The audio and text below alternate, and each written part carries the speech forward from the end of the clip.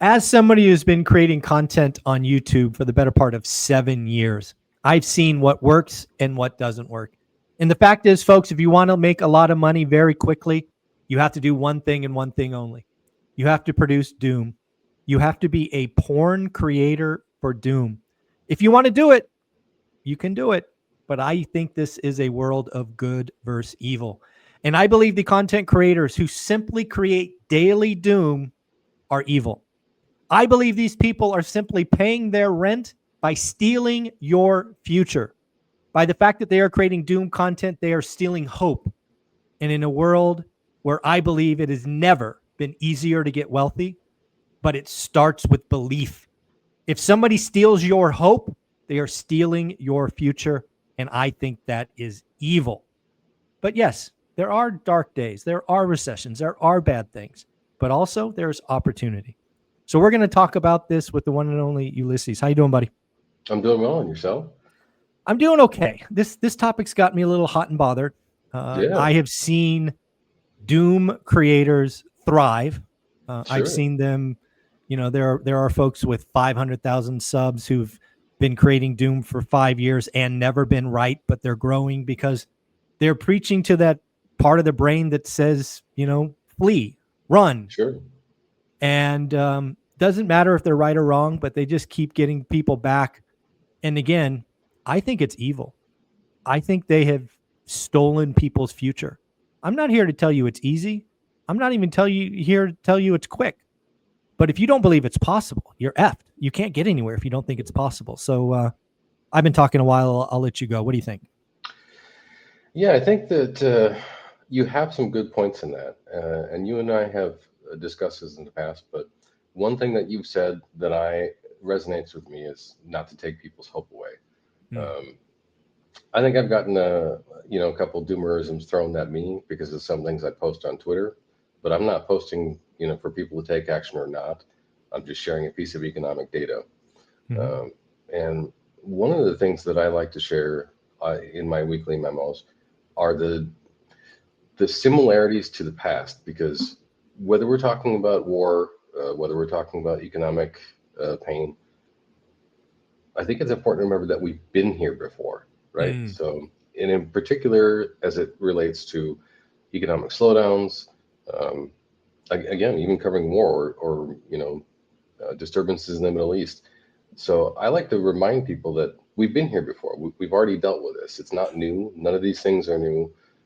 People don't have to look at it like it is new or it's the end of the world, um, or even the end of the country or uh, anything of that nature.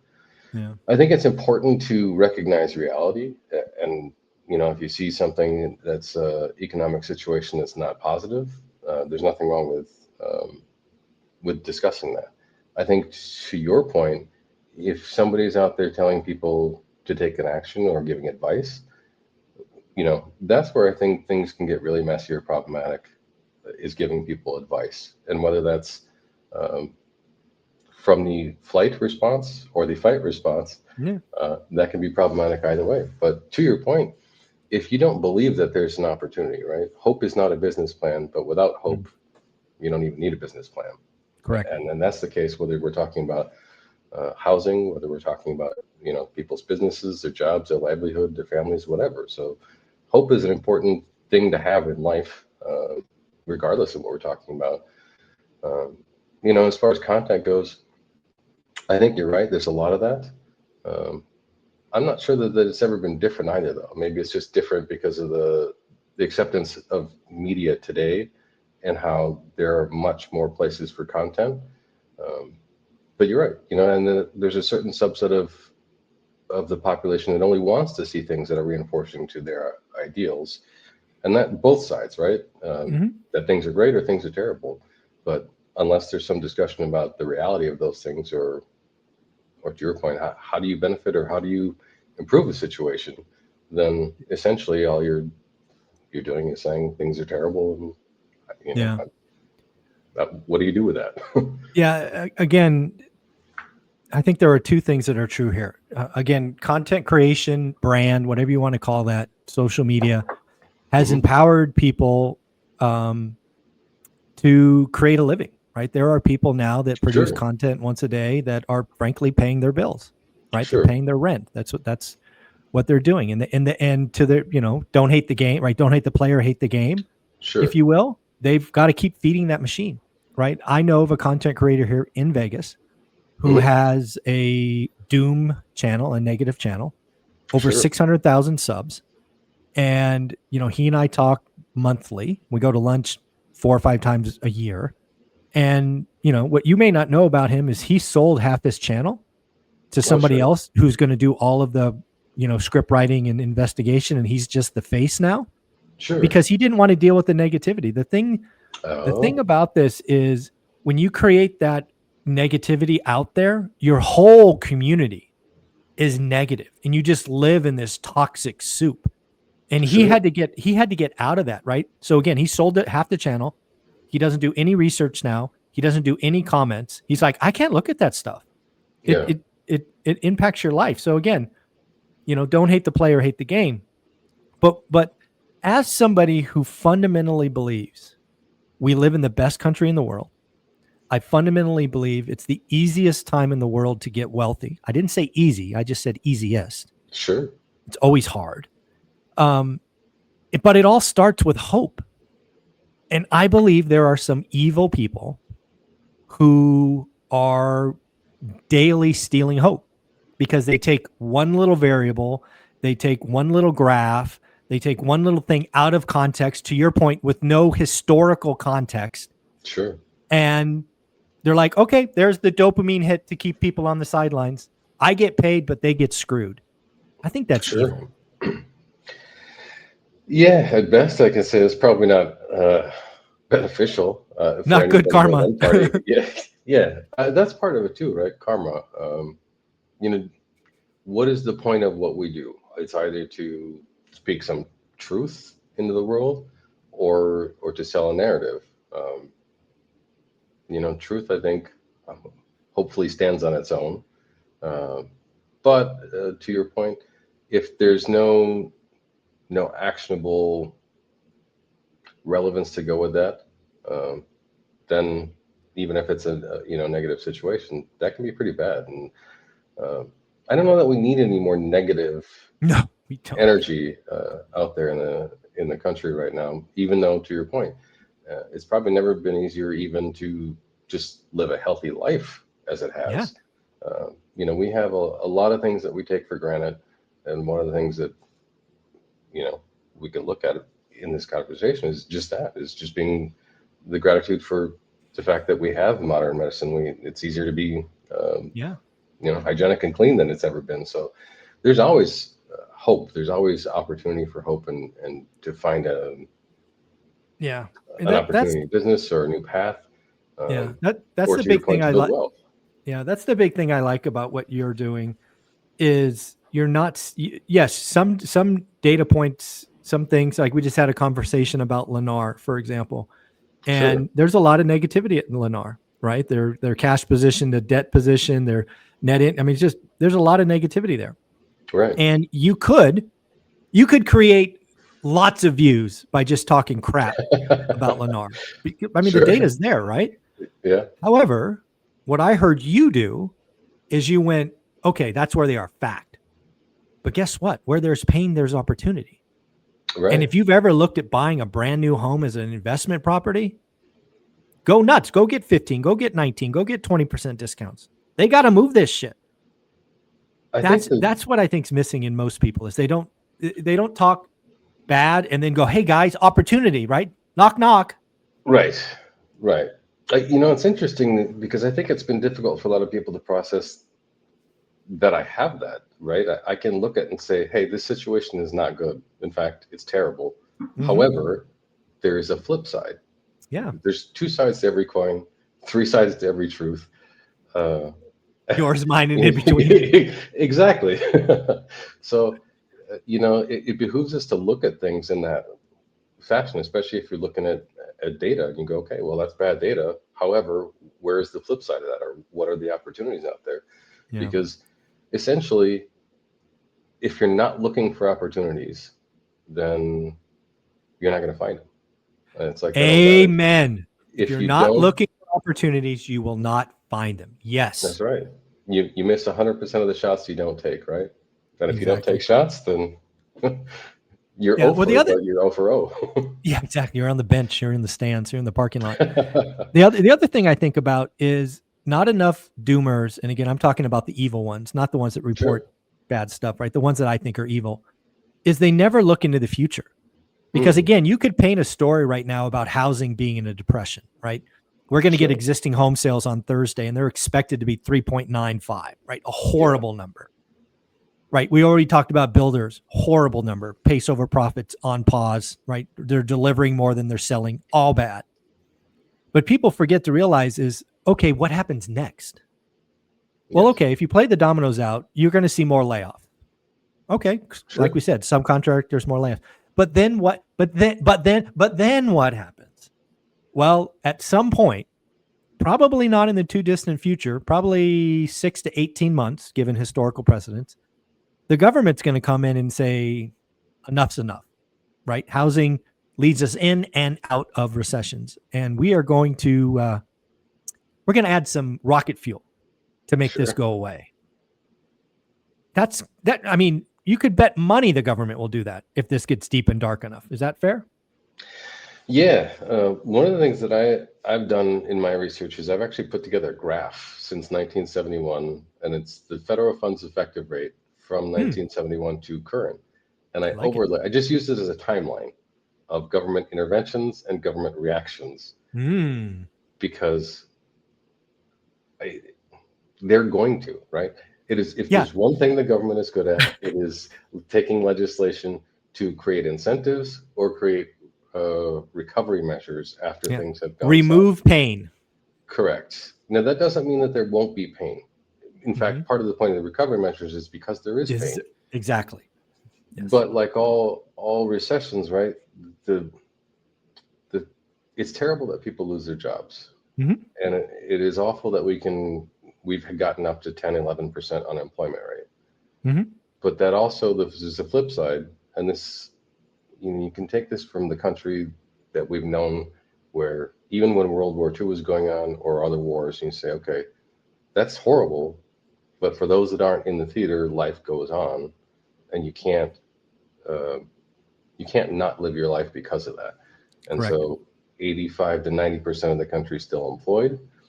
And one of the things that I look forward to, whatever we call this that we're experiencing now, whether it is a recession or about to be in a recession, but one of the things on the recovery side or expansionary side is a lot of small businesses are born.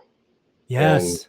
at the end of every cycle, we get this sort of stagnation of there's a lot of big companies, conglomerates that own a lot of businesses. They've rolled them up, they've acquired them.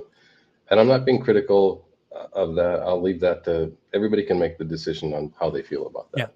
Mhm. But one thing that it's not good, that I believe is not good, is it's a lack of choice and perceived lack of opportunity for people to compete. Yep. Where things start expanding again is people either by force or by choice begin to compete and begin to make those Mhm. efforts again.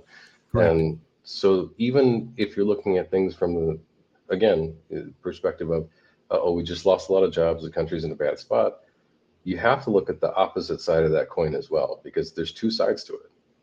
And that's Yeah. just the reality. You can't be stuck on one side or the other.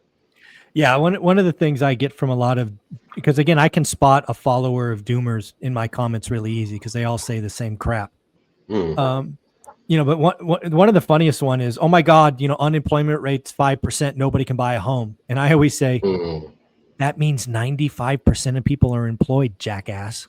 Right? They're just like, they don't look at the other side of the coin. I'm like, what are you Sure. guys talking about? I can understand where people are coming from, being able to see both sides of that. But at the same time, what does one gain if the only thing they're pointing out is a negative and there isn't something else that is going on, or if it's, pointing out a reality? As I've told you, I've gotten some anger at, pointing out some economic realities, especially with home builders, but, I cover them. Yeah. Um, what am I supposed to say? Everything, if I say everything's fantastic, then I'm not being No. honest. But also in saying that things are not going well for them, that doesn't mean it's not going well for everybody. And it doesn't mean that there Well, isn't it also opportunity means it won't there. be going well forever. That's the key. It won't be forever. Correct. Yeah, and I don't think that Lennar is in danger of going out of business. No, Um, no. even if they go back to being $10 billion in debt, I'm sure that someone's going to lend that to them. Mm-hmm. Or there's a government. I hate to say bailout because I'm not a fan of bailouts. That's one Me thing that neither. No. I can actually see, perspective. And we briefly touched on what is doom, because there's another Sure. component of that, which is um, all too often the idea that the price of everything's only going to go up forever and it will never slow down. Right? I think the price of everything's going to go up forever because that's how our society and our monetary system works. But Inflation's a feature, not a bug. correct. But the pace at which it goes up, I could say if we continue to see 3% inflation per year, that creates a lot more pain. Well, let's talk And about that that. could be, So first off, I agree with potentially for a yeah. lot of people, but it's not the end of the world. I agree with you 100% on all of that. But let's talk about inflation for a minute, because one of the things that drives me crazy is I think the way they've calculated inflation, again, because shelter, right, the area that you and I play in is the largest component of inflation, Yep. and it's 12 months and backward looking, is 100%. so fraught with errors that Yes. it's almost comical, right? Because I've actually done the math. I didn't do the math this month, but I've done the previous 2 or 3 months. And if you take what's been reported, I want to say it's around 6% rent growth in CPI. Oh, sure. And the actual rent growth is negative, right? It's like negative 1%. Right. If you correct just for that error, you're sub 2% inflation. I agree. I think if you were to include housing, to the point of Lennar hasn't seen inflation since 2022. In fact, Lennar's price has deflated Exactly. to 2018 levels on their the average sales price. 2018. Yeah. Yeah.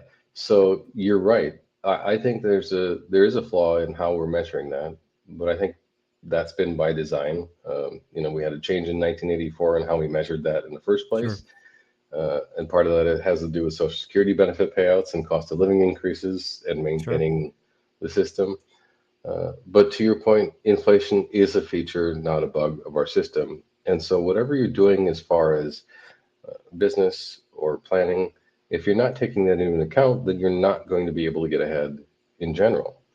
And I think one thing that a huge part of the American population gets frustrated with is the idea of go to work 9 to 5, they're doing their job, they want to come home at night, they want to have their money be worth what they believe it should be worth. Mm-hmm. I get the argument and the proponents of sound money. It would be great if our monetary system was different. It is what it is. And again, that's a reality. So we either have to acknowledge it and deal with it accordingly. Yeah. Or are we not really dealing with reality? No, I think that's the big thing, right? If you just understand the game and the rules that are out there, play the game and the rules that are out there. Don't rage against the machine. What does that get you? Right? Yeah. It just gets you frustration and a sore throat because this machine's not going to change. Right? Once we got off the gold standard that, it's inflation's a feature, not a bug. Yeah, and that was a long time ago. So it's not like that was recent or new. And even if you were to look at the situation now, or there's a lot of discussion that we might revert to some type of a gold standard, or we might be undergoing some economic change. I think we might be undergoing some monetary policy change. However, if I don't know what that is and I can't say with certainty what that is, what am I supposed to do with that? Yeah. Well, let me ask you one more question as we wrap this up. As somebody who looks at housing as much as I do, sure. The president of the United States, Donald Trump, indicated that he might be on the cusp of declaring a housing emergency. Yeah. Right. No color, no details, no nothing, just a catchy phrase. But what does that potentially mean to you? Just curious. Yeah, I have an unnerving, sneaking suspicion that land trusts are going to be involved in that. Okay. And that is Tell people what a land trust is. Yeah, so a land trust is essentially when someone owns a piece of real estate, a house in particular, they will sell you the house, but not the land. They will own the land and they will essentially lease it, sell it and lease that to you for a time, usually 99 years or whatever. Yep.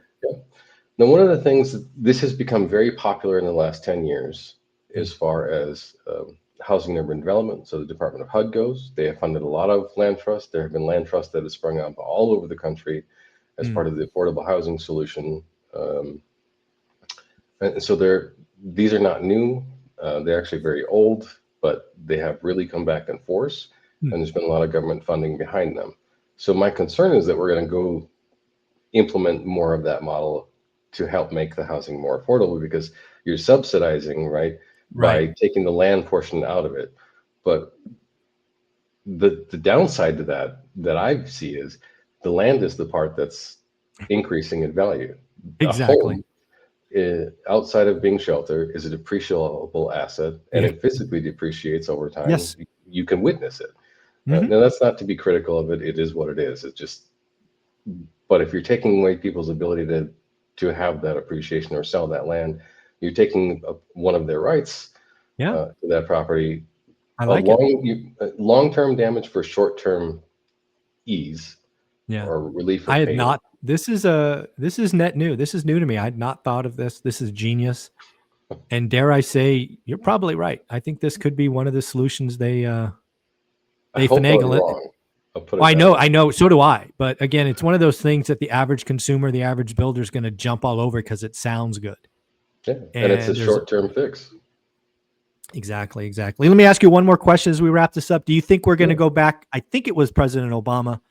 It may not have been, but I remember one president offering an $8,000 tax incentive for first-time home buyers, or actually, I think it was any home buyer during the Yeah, great. Do you think we do we get it some money to started buy a homes? certain. Yeah, I think we'll probably see something of that nature. Mm, If it doesn't happen really soon, it'll probably be as helpful as that one was, which was not very helpful. So yeah. it's If, just, if you look at the timing. chart, it's like had a quarter blip. Yeah. Exactly. Yeah, yeah, very cool. Well, you are so much fun to speak with. You are honest and true. You do great reporting. Where can people find it? Yeah, you can find me at thememo.net, and I still write for macroedge.net as well. So Awesome, Ulysses. Take care. Come back anytime. thank you very much. Always good talking to you.